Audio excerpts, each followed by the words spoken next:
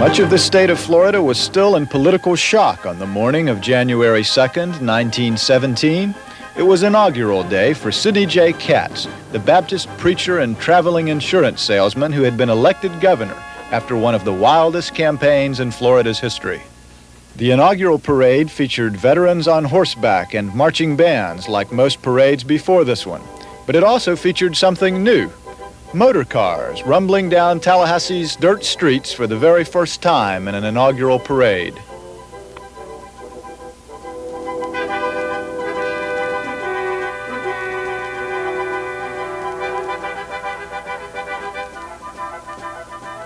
Katz rode to his inauguration in the Model T Ford that got him there.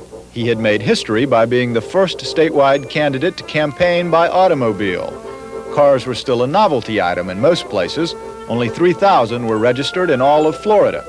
Katz's supporters arranged for nearly 200 cars to be in the inaugural parade.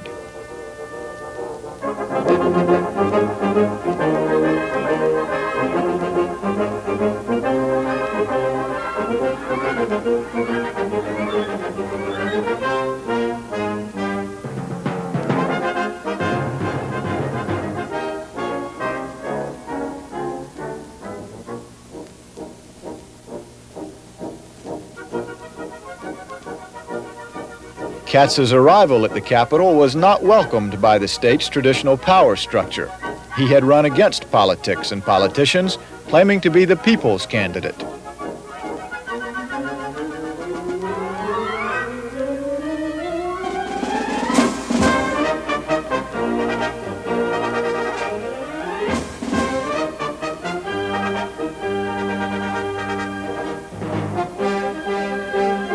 Outgoing Governor Park Trammell had been elected to the U.S. Senate in the 1916 election.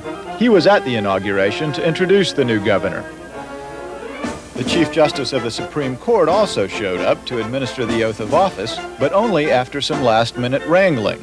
The entire Supreme Court had threatened to boycott the inauguration because Katz had railed against them in the campaign as them infernal judges and the 5 little tin gods on the Supreme Court, after the court ruled against Katz in a campaign dispute. Katz had led his primary opponent, W.V. Knott, but the Supreme Court ruled Knott the winner because of errors in counting the votes. So Katz had declared himself a third-party candidate, the candidate of the Prohibition Party. And he won the election after demagoguing around the state on a platform favoring prohibition and rabidly opposing Catholics.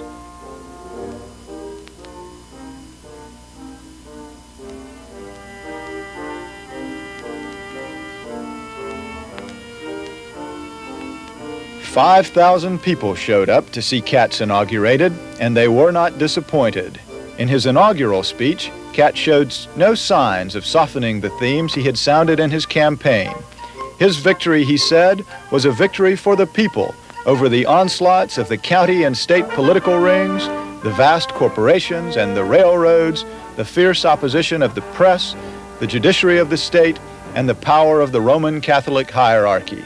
The common people of Florida," he said, "the everyday masses of the cracker people have triumphed, and the day of your apotheosis has arrived." Katz also continued the anti-Catholic screeds he had used on the campaign trail. He declared himself in favor of the Little Red Schoolhouse over parochial schools. He promised state police inspection of all convents. He promised to tax all church property, except parsonages and church buildings. He promised to make priests turn their collars right and marry good American girls. Neither did Katz soften his strong fundamentalist views against liquor. He refused to allow punch to be served at the inaugural banquet, fearing that it would be spiked. He also refused to attend the inaugural ball because there would be dancing.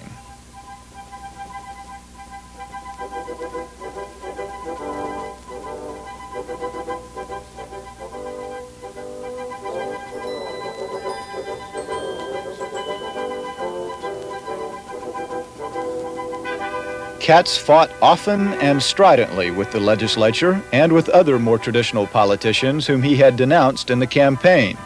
But some programs were implemented in the Katz years, and in retrospect, some historians say his administration was not so bad.